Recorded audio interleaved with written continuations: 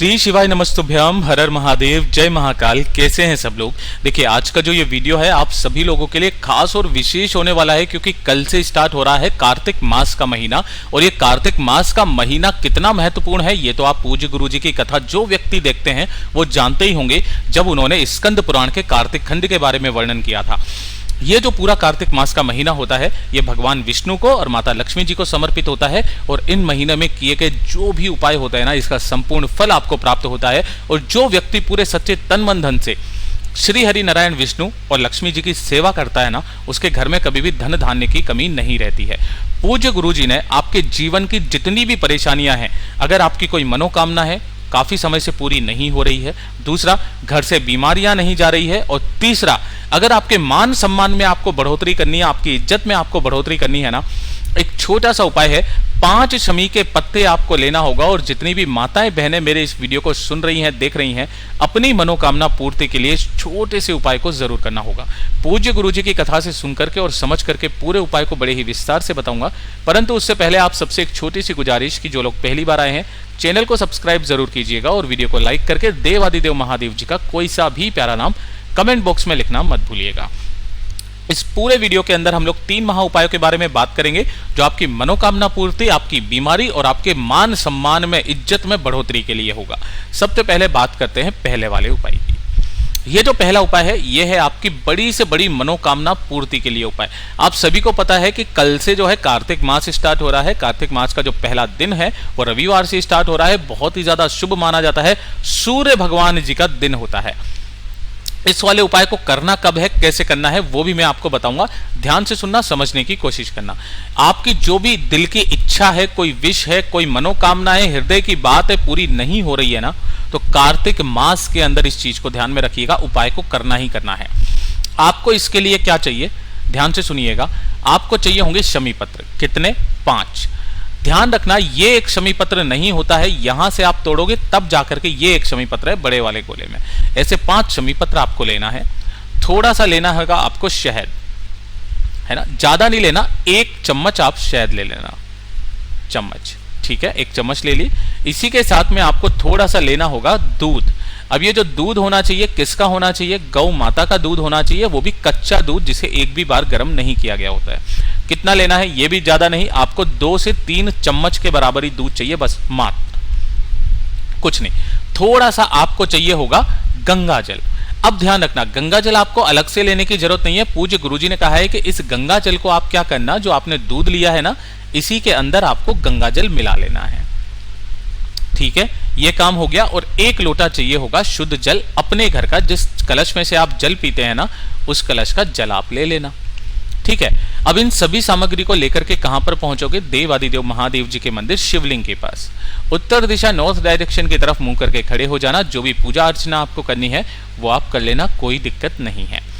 जब आप इस उपाय को करेंगे तो उपाय करते वक्त में आपको ध्यान रखना है, आपने एक तरफ लिया है शहद, ठीक है ना, और दूसरी तरफ लिया है आपने दूध, है ना। इस क्रम को समझ लीजिएगा, आपका सारा उपाय पूरा हो जाएगा। देखिए, जो आपने दूध लिया है ना, इसके अंदर आपको कितने शमी पत्र डालने हैं? 3। और जो शहद है इसके अंदर डालने होंगे आपको 2 शमी पत्र, ठीक है। 2 शमी पत्र आपको शहद में डुबोने हैं, 3 शमी पत्र दूध में डुबोने हैं, ठीक है। इतना कर दिया।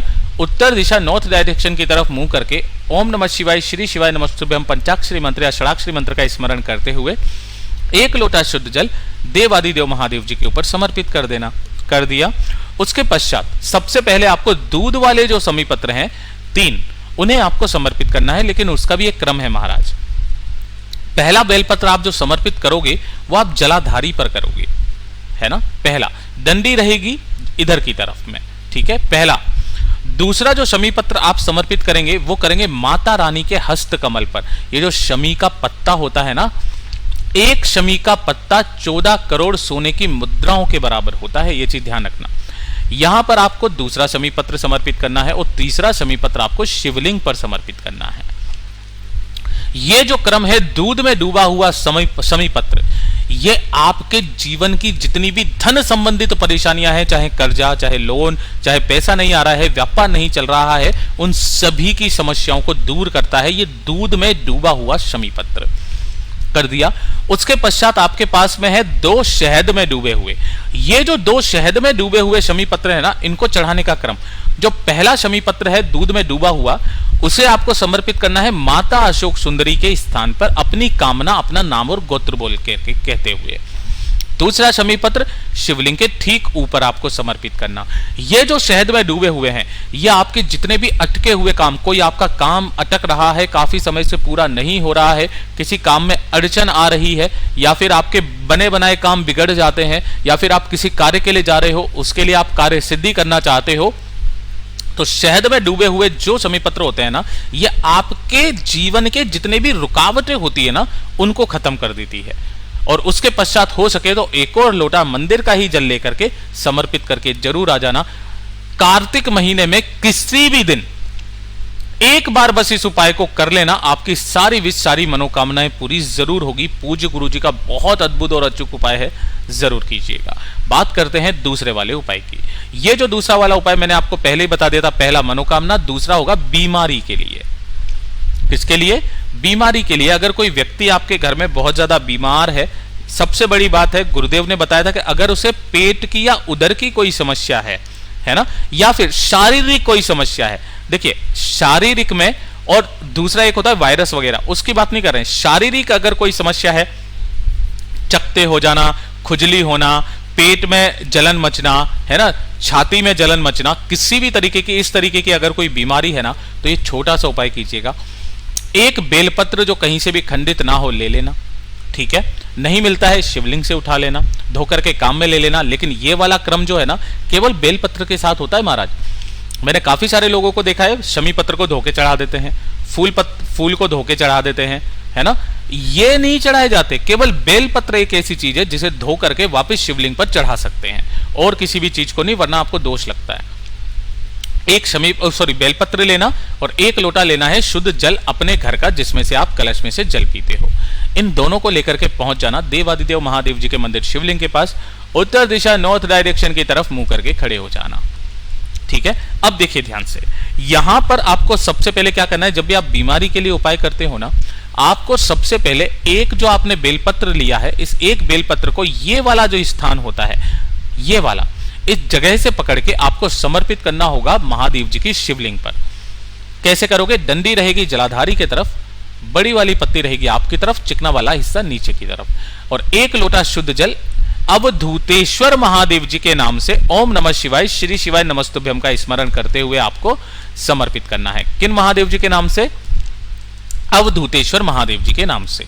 उसके पश्चात 2 मिनट यहां पर बैठना, महादेव जी का स्मरण करना, अपना नाम और गोत्र बोल करके अपनी बीमारी के बारे में बताना, और महादेव जी से कामना करके इस बेल पत्र को उठाना, यहां से उनसे मांगना कि मैं इसे औषधि के रूप में ले रहा हूं, हे मेरे देवादिदेव महादेव जी, मुझे इसे औषधि के रूप में देने की कृपा करें और मेरे कष्ट को हरें। ऐसा करके आपको इस बेलपत्र को उठाना है, शिवलिंग को देखते हुए ही वहीं पर चबा चबा करके खा जाना है। शर्म नहीं करनी है कि कोई क्या बोलेगा, क्या कर रहे हैं, क्या नहीं कर रहे हैं, सब करते हैं दुनिया में। आपको बस छोटा सा उपाय ये करना है, कार्तिक मास में 3 से 4 बार इस उपाय को कर लेना, जीवन भर के लिए आपकी शारीरिक समस्याओं से, कष्ट से खत्म हो जाएगा। और हो सके तो आप हमेशा ऐसा किया कीजिए, हर 7 दिन में 1 बार शिवलिंग पर चढ़ा हुआ बेलपत्र खाना स्टार्ट कर दो, शरीर में कभी कोई बड़ी बीमारी प्रवेश नहीं करेगी। बहुत अद्भुत उपाय है, जरूर कीजिएगा। बात कर लेते हैं आज के इस वीडियो का तीसरा और सबसे आखिरी अंतिम उपाय। मैंने आपको बताया था, पहला मनोकामना, दूसरी बीमारी, तीसरा मान सम्मान इज्जत के लिए। अगर आप चाहते हो आपका मान सम्मान बढ़े, मार्केट में आपकी इज्जत बढ़े, है ना, जिस जगह पर आप काम कर रहे हो उस जगह पर आपकी बात को महत्व दें, है ना, वहां पर आपका सम्मान हो, तो उसके लिए आपको कार्तिक मास के महीने में इस वाले उपाय को क्रम से करना होगा महाराज। ध्यान से सुनिएगा कैसे करना है। आपको लेना होगा थोड़ा सा लाल चंदन। क्या लेना है? लाल चंदन। अगर आपके पास इस तरीके से मुठिया है तो इसे घिस करके काम में लोगे तो उसका दुगना फल आपको प्राप्त होता है महाराज। इसलिए वो घिसने का जो प्रक्रिया होती है ना, जो सिलबट्टा होता है जिस पर आप चंदन घिसते हो, जिसके घर में यह सिलबट्टा होता है उस घर में कभी भी कर्जा नहीं पड़ सकता। इसीलिए इस तरीके की मुठिया आप हमेशा रखा कीजिए, ठीक है। ये काम कर लिया। थोड़ा सा चाहिए आपको गंगा जल। कितना? 2 से 4 बूंदे गंगा जल की आपको चाहिए, 2 से 4 बूंदे गंगा जल की। उसके बाद थोड़ी सी चुटकी भर आपको चाहिए होगी केसर, ठीक है। एक चाहिए होगा आपको लाल फूल। अब जो मैं आपको बता रहा हूं ना, जरूरी नहीं है कि आपको यही वाला लाल फूल लेना है गुड़हल का, ऐसा नहीं, आपको जो लाल फूल मिल जाए वो आप ले लेना, ठीक है। कार्तिक मास की शुरुआत जब से हो रही है उस दिन से आप इस वाले नियम की पालना कर लेना। अगर एक दो दिन निकल भी जाए तो कोई दिक्कत नहीं है, पूज्य गुरुजी ने कहा है इस वाले काम को कार्तिक मास के महीने में करना स्टार्ट कर दो। सुबह के समय जब आप स्नान करोगे तो स्नान करते वक्त आपको ये सारी चीजें, थोड़ा सा आपको लाल चंदन, एक लाल फूल, थोड़ा सा गंगा जल की बूंदे और साथ ही साथ थोड़ी सी केसर की 1 या 2 कलियां, केसर महंगा है, 1 या 2 कलियां इस जल के अंदर डालना और ओम नमः शिवाय मंत्र का स्मरण करके इस वाले जल से आपको स्नान कर लेना है। स्नान करने के पश्चात 1 लोटा लेना अपने घर का शुद्ध जल, और अगर आपके घर में कोई शिवलिंग है तो घर में आप समर्पित कर देना, उत्तर दिशा नॉर्थ डायरेक्शन की तरफ मुंह करके खड़े होकर के, और अगर आपके आसपास कोई मंदिर है वहां जाकर के 1 लोटा जल समर्पित कर दो। ये नियम कार्तिक मास में बना लेना और उसके पश्चात आपका देखना जिस क्षेत्र में आप जाओगे ना, आपका मान सम्मान इज्जत हमेशा बढ़ेगी, कभी भी उसमें कमी नहीं होगी महाराज। पूज्य गुरु जी का बहुत ही अद्भुत और अचूक उपाय है, जरूर कीजिएगा। जैसा गुरुदेव ने बताया वैसा आसान भाषा में आपको बताने का संपूर्ण प्रयास किया। वीडियो अगर पसंद आया हो तो लाइक जरूर करना, चैनल को सब्सक्राइब जरूर कीजिएगा। मैं आपसे मिलता हूं अगले वीडियो में, तब तक के लिए ओम नमः शिवाय, जय महाकाल।